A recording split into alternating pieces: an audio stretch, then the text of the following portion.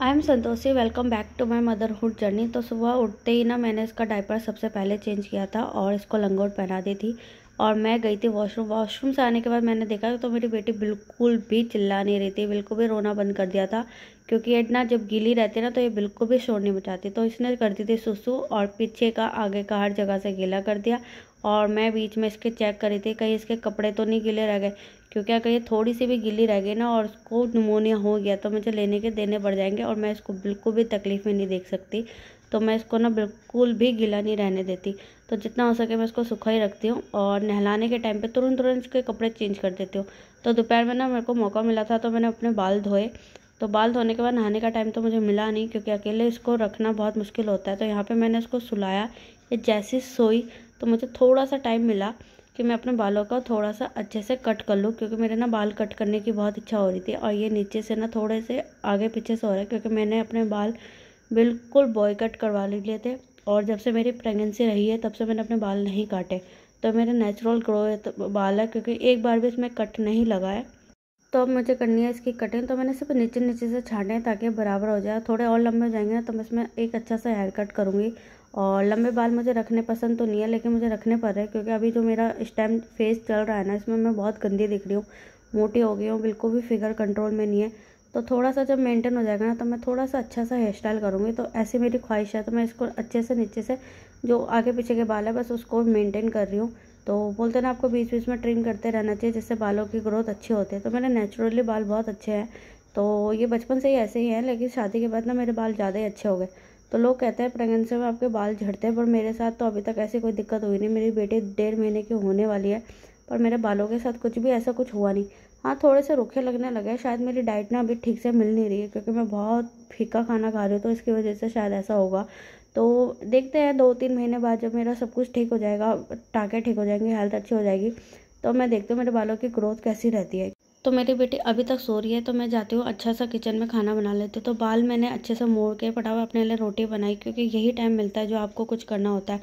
आज भी मेरी सास नहीं आने वाली थी और मैं घर पे अकेली थी, तो बीच बीच में ना मेरे कान बजते रहते हैं कि कहीं मेरी बेटी उठी तो नहीं। जब से मैं माँ बनी हूँ ना मेरा आधे से ज़्यादा ध्यान अपने बच्चे पे ही होता है। तो आज मेरा किचन बिल्कुल भी ऑर्गेनाइज नहीं है और मुझे थोड़ा सा टाइम मिला है, तो मैं सोच रही हूँ सबसे पहले साफ़ सफाई कर लूँ। तो जब मेरा किचन का ये गैस चूल्हा साफ़ रहता है ना तो मुझे बहुत अच्छा लगता है। तो सबसे पहले मैंने अपने कपड़े धो लिए जो मुझे धोने थे, क्योंकि बहुत ज़रूरी थे, आपको काम खुद ही करना होता है। तो फ्रेंड्स मुझसे ना बैठा नहीं जाता, तो मैं बिल्कुल सहारे के साथ बैठती हूँ। और मैक्सी इसलिए पहनती हूँ क्योंकि थोड़ी सी कंफर्टेबल होती है, आपको मेंटेन नहीं रखना पड़ता पैर की कितना फैलाना है कितना चौड़ा करना है, जैसे आपकी इच्छा होती है वैसे आप बैठ सकते हो। तो यहाँ पे ना ये फिर से उठ के, मैंने सिर्फ कपड़े ही धोए थे कि उठ के बैठ गया। अब मुझे इसको फिर से शांत करना पड़ेगा। यहाँ पे ये कितनी प्यारी लग रही है रोते हुए। मुझे ना कभी कभी इस पर बहुत प्यार आता है, कभी कभी खुंदक बहुत आती है, क्योंकि जब मेरा काम अधूरा रहता है ना या मेरे को कुछ भी करने का मौका नहीं मिलता तो बहुत गुस्सा आता है। ये जैसे ही थोड़ी देर के लिए सोई तो मैंने सोचा सबसे पहले बर्तन निपटा लो अपना। तो मेरे बर्तन पड़े हुए थे सुबह से, तो शाम का टाइम हो गया और मुझे अभी फटाफट इसे कंप्लीट करना है, क्योंकि शाम को मैंने दलिया ही खाया था तो ज़्यादा कुछ अच्छा खाना मैं खाया नहीं और मुझे लग रही है भूख। तो यहाँ पे मेरे बर्तन धुल गए। जब मेरे बर्तन धुल जाते हैं ना तो मुझे बहुत शांति मिलती है। मैंने अभी तक झाड़ू नहीं लगाई है, पूरा दिन निकल गया मेरे कमरे में झाड़ू नहीं लगी है। तो ये किचन के कुछ सामान फैले हुए थे जो ऑर्गेनाइज़ करना बहुत ज़रूरी था। मेरे हस्बैंड जाने से पहले इसे करके नहीं गए। तो बर्तन कुछ एक्स्ट्रा थे जो अकेले रहने की वजह से मेरे घर में ज़्यादा हो रहे थे, गंदे हो जाते हैं, इसलिए मैं इसको थोड़ा स्टोर करके रख रही थी कि जब ज़रूरत ही नहीं है तो इसे स्टोर करके रख दो। जितनी ज़रूरत है उतने बर्तन निकालो, धोने भी कम पड़ेंगे तो काम भी कम रहेगा। तो ये सारी चीज़ें ना मेरे हस्बैंड को करनी थी पर उन्होंने कुछ भी नहीं किया, तो ये ऑर्गेनाइज़ मुझे खुद ही करना पड़ेगा। वैसे भी आपको अपना किचन खुद ही संभालना पड़ता है। किचन ऑर्गेनाइज जैसे आप रखते हो ना वैसा कोई नहीं कर सकता, चाहे वो आपके खुद के हस्बैंड क्यों ना हो। मेरे हस्बैंड ने कहा था मैं करूँगा, लेकिन उन्होंने बिल्कुल भी नहीं किया। आधी दाल कहीं और रखी है, आधी कहीं और रखी है, और एक ही दाल को 3 जगह डब्बों में रखी हुई है। मेरे समझ में नहीं आता कि उन्होंने ऐसा क्यों किया। और 2-3 किलो एक्स्ट्रा मंगा के घर में रख लिया और उसे भी ऑर्गेनाइज़ नहीं किया। वो तो एक जगह पे रह गया तो पता भी रहेगा कि कौन सा सामान कहाँ रखा है, लेकिन उन्होंने बिल्कुल भी नहीं ऑर्गेनाइज़ किया, वो चले गए हैं। और ये एक्स्ट्रा सामान है जो हम किचन में लाए थे। तो यहाँ पे मेरा फिर से किचन फैला पड़ा है और इसको ऑर्गेनाइज़ करना है। इससे पहले मैं करती कि वो फिर से उठ गई है और मुझे उसको फिर से अटेंड करना है। तो यहाँ पे मैंने इसको दूध पिलाया और शांत गया। इसमें मेरे 2 घंटे निकल चुके हैं और शाम के 7 बज गए। मैं 4 बजे से लगी थी और शाम के 7 बज गए। और यहाँ पे ना मैंने आपने सोचा जल्दी जल्दी जब से सोई है तो मैं अपना खाना तैयार कर लूँ, लेकिन जैसे खाना तैयार करने के लिए मैंने लौकी उठाई, ये उठ गई। और यहाँ देखो आप मेरे हाथ काँप रहे हैं क्योंकि वो ना कंटिन्यू रोई जा रही है। तो मैंने सोचा कि थोड़ी देर रो लेगी तो मैं थोड़ा सा ये लौकी कंप्लीट कर लो, क्योंकि लौकी दाल में डाल के खानी है तो थोड़ी सब्जी भी मिल जाएगी और दाल भी मिल जाएगी। लेकिन इसके रोने की आवाज़ से ना मेरे हाथ काँप रहे हैं, लिटरली मेरे हाथ बहुत काँप रहे हैं। मेरे ना बिल्कुल सांसें रुकी पड़ी है, कंटिन्यू रोई जा रही है, पीछे की आवाज़ आ रही है इसकी।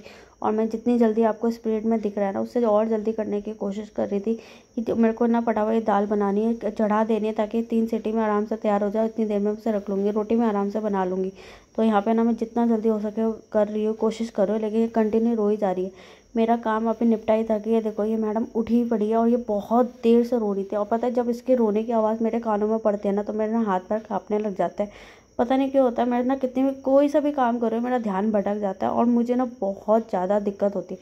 ये गोद में रहती है तो प्रॉब्लम नहीं होती, लेकिन अगर इसके रोने की आवाज़ मेरे कानों में पड़ रही है तो फिर मुझे बहुत दिक्कत होती है। मैं ना दाल बनाते हुए भूल गई थी कि मुझे तड़का भी लगाना था, और बिना प्याज के ना मुझे दालों में स्वाद नहीं आता। यहाँ मेरा मूड ही ख़राब हो गया, क्योंकि इसके रोने की वजह से मुझे कुछ भी चीज़ें याद नहीं रहती। मैं तड़का लगाना भूल गई, तो मुझे इस टाइम तड़का लगाना पड़ रहा है। पता नहीं इसमें स्वाद आएगा कि नहीं आएगा। यहाँ पे 8 बज चुके हैं और मेरा अभी तक कुछ भी निपटा नहीं, मैंने रोटी तक नहीं बनाई है।